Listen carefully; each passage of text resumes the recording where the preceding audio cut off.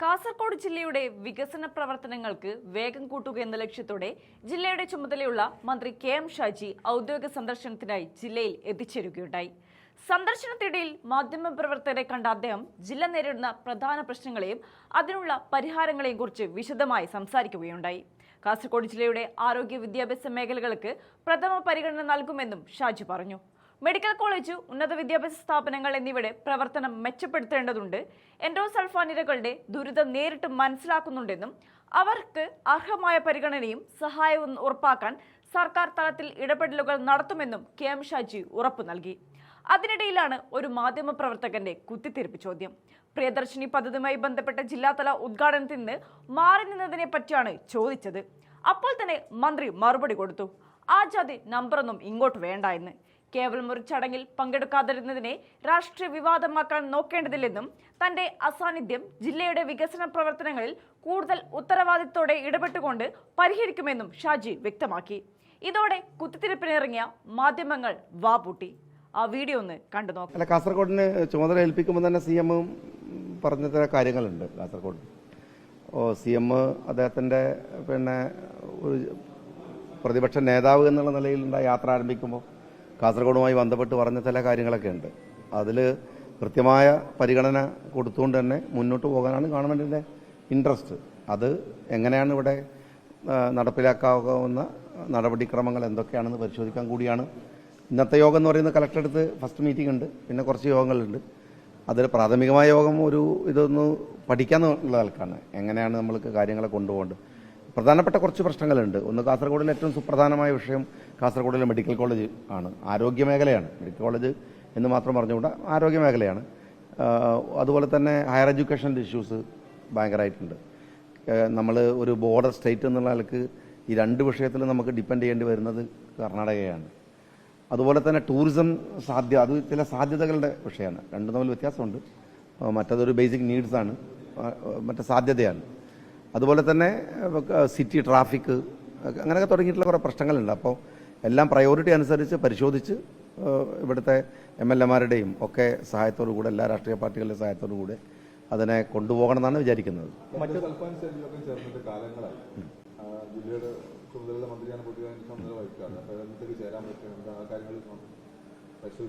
എൻഡോസൾഫാനിൻ്റെ വിഷയത്തിൽ നേരത്തെ തന്നെ എനിക്ക് തോന്നുന്നത് നമ്മൾ ഒരു യുവജന രാഷ്ട്രീയ രംഗത്ത് സജീവമായി നിൽക്കുന്ന സമയത്ത് പോലും പലതവണ എൻഡോസൾഫാനുമായി ബന്ധപ്പെട്ട പല സമരങ്ങളിലും മറ്റു കാര്യങ്ങളിലൊക്കെ പങ്കെടുത്ത ഒരാളെന്നുള്ള നിലക്ക് തീർച്ചയായിട്ടും അവരുടെ ഒരു പെയിൻ ഞാൻ അതിനെക്കുറിച്ച് പരിശോധിച്ചു വരുന്നുണ്ട്. അത് ശരിക്കും പറഞ്ഞാൽ അവർക്ക് ഒരു കൃത്യമായ ഷെൽട്ടർ പോലും ഇല്ലാത്ത കുറേ പ്രശ്നങ്ങൾ. ഞാനിത് ഈ അടുത്ത കാലത്ത് ഒരു NGO ആയിട്ട് ബന്ധപ്പെട്ട് അതിലെ കുറച്ച് ആളുകളെ കാണാൻ പോവുകയും ചെയ്തിരുന്നു. വലിയ പ്രയാസം അവരനുഭവിക്കുന്നുണ്ട്. ചെറിയൊരു ഇഷ്യൂസൊന്നുമല്ല. ആ ഒരു മീറ്റിംഗ് ചേരുക എന്ന് പറയുന്ന ഒരു ഫോർമൽ നടപടിക്രമത്തെക്കാൾ കൂടുതൽ ആ വിഷയത്തിൽ എങ്ങനെയാണ് ഇടപെടേണ്ടതെന്ന് തീർച്ചയായിട്ടും പരിശോധിക്കും. ഗവൺമെൻറ്റിൻ്റെ പരിഗണനയിൽ എന്തായാലും അവരുണ്ടാവും.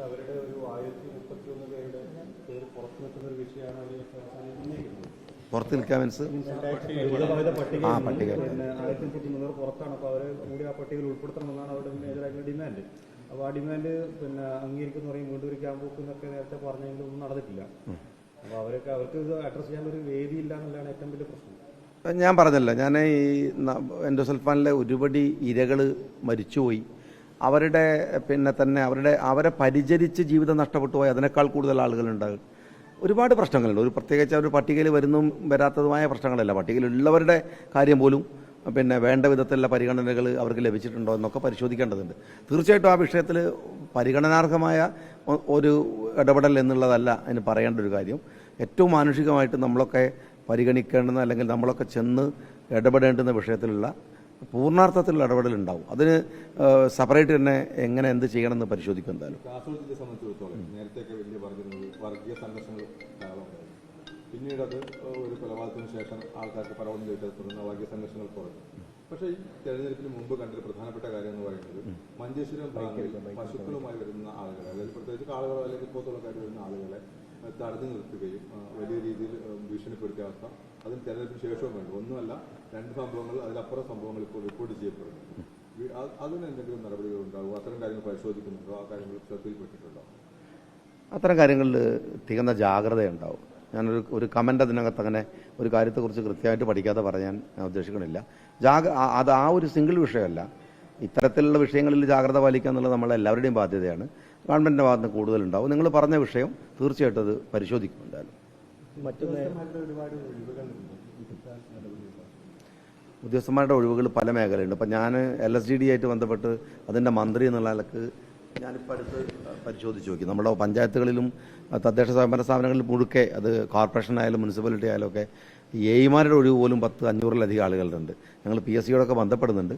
പിന്നെ എന്താ ഉണ്ടാകുന്ന ഒരു കാര്യം എന്താ വെച്ചാൽ, കേരളത്തിൽ സമീപകാലത്ത് ഈ PSC ലിസ്റ്റുകളൊക്കെ ഇങ്ങനെ പുറത്തു വരികയും എന്നാൽ വേക്കൻസി റിപ്പോർട്ട് ചെയ്യാതെ അതിങ്ങനെ ചെറുപ്പക്കാരുടെ തൊഴിൽ സാധ്യതകൾ തടയപ്പെടുകയൊക്കെ ചെയ്ത സംഭവങ്ങൾ ഉണ്ടായിട്ടുണ്ട്. ഞാൻ ആദ്യം മന്ത്രിയായി ഒരു ആഴ്ചയുടെ ഉള്ളിൽ കൊടുത്തത് തദ്ദേശ സ്വയംഭരണ വകുപ്പ് എന്ന് പറയുന്നത് നിങ്ങൾക്കറിയാം, ഒരു കടൽ പോലെ ഒരുപാട് ഡിപ്പാർട്ട്മെൻറ്റുകളുണ്ട്. എല്ലാ ഡിപ്പാർട്ട്മെൻറ്റുകളോടും അടിയന്തരമായിട്ട് അവരുടെ ഒഴിവുകൾ റിപ്പോർട്ട് ചെയ്യാൻ വേണ്ടിയിട്ടാണ് ഞാൻ ആദ്യം കൊടുത്ത ഉത്തരവുകളിലൊന്ന്. അതെല്ലാ കേരളത്തിലെല്ലാ വകുപ്പുകളിൽ അതുണ്ടാവും. പരമാവധി ആളുകൾക്ക് തൊഴിൽ കൊടുക്കുക എന്നതോടൊപ്പം തന്നെ തൊഴിലിൽ ആളുകൾ വരേണ്ട പ്രശ്നം പരിഹരിക്കുക. നിങ്ങൾ പറഞ്ഞ പോലെ വേക്കൻസികൾ പരിഹരിക്കാനുള്ള ശ്രമവും രണ്ടും കൂടെ ഒരുമിച്ചുണ്ടാവും. മറ്റൊരു പ്രധാനപ്പെട്ട കാര്യം, ഇപ്പോൾ സർക്കാരിന്റെ ഏറ്റവും അഭിമാന പദ്ധതിയായിട്ടുള്ള പ്രിയദർശിനി പദ്ധതി ഇന്ന് ആരംഭം കുറിക്കുകയാണ്. ജില്ലയിലെ യാത്രാ ക്ലേശങ്ങൾക്കടക്കം ഒരു പരിധിവരെ അതൊരു പരിഹാരമാകുമെന്നാണ് പറയുന്നത്.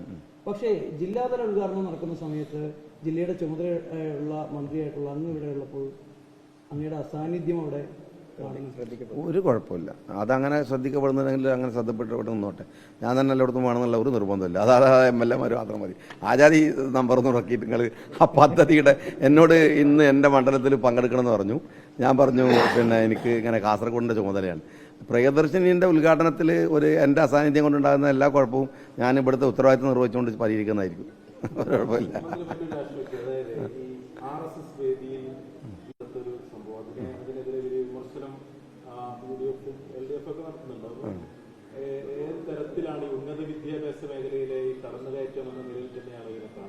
ഈ ഉന്നത വിദ്യാഭ്യാസ മേഖല കടന്നുകയറ്റം എന്നുള്ള മാത്രമല്ല, വളരെ ആസൂത്രിതമായിട്ട് നമ്മൾക്കിടയിലൊക്കെ അത്തരത്തിലുള്ള കടന്നുകയറ്റങ്ങളുടെ ശ്രമം നടക്കുന്നുണ്ട്.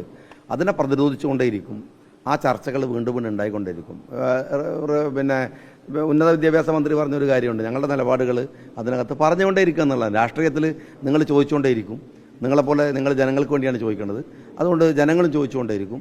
ഞങ്ങളതിങ്ങനെ ക്ലാരിഫൈ ചെയ്തുകൊണ്ടേയിരിക്കും. ഞങ്ങളുടെ നിലപാടുകൾ പറഞ്ഞുകൊണ്ടേയിരിക്കും. നടപടികൾ എടുക്കേണ്ട ഘട്ടങ്ങൾ വരുമ്പോൾ നടപടികൾ എടുക്കും.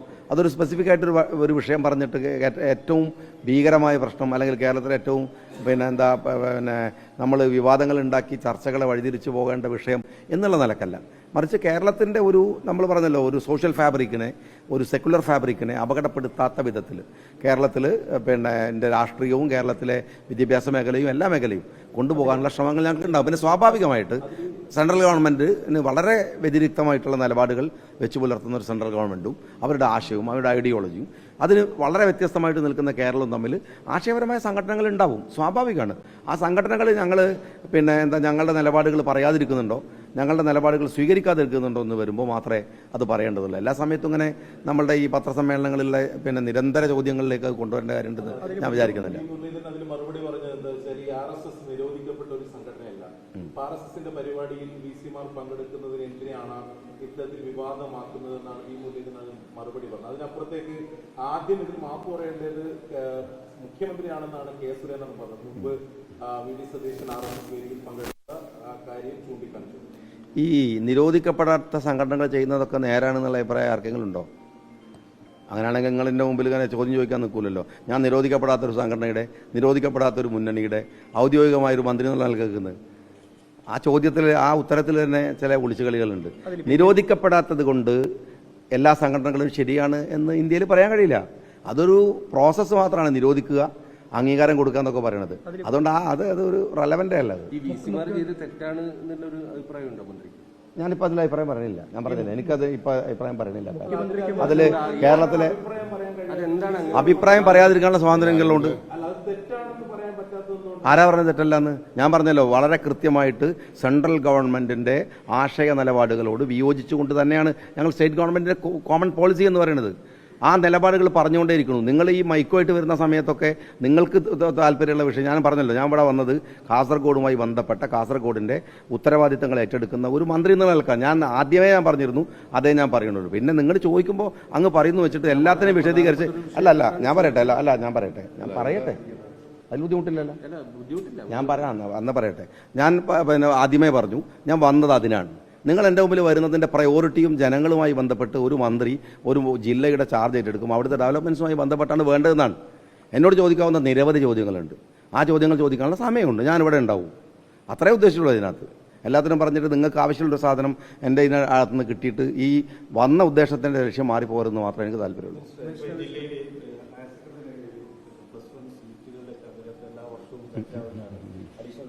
യെസ് യെസ് യെസ് യെസ്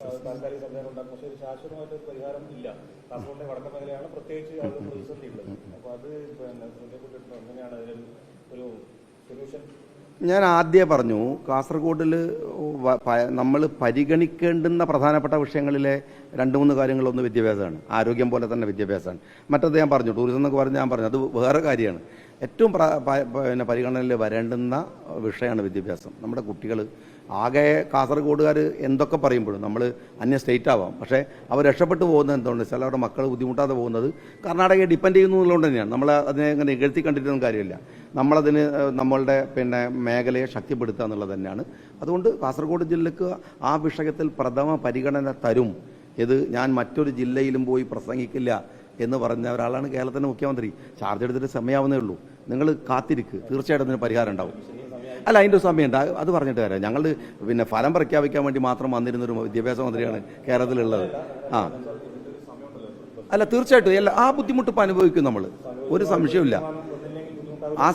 അല്ല, തീർച്ചയായിട്ടും ഞാൻ പറഞ്ഞല്ലോ, ആ ഒരു ബുദ്ധിമുട്ട് അനുഭവിക്കും നമ്മൾ, ഒരു രക്ഷയില്ല അതിനകത്ത്.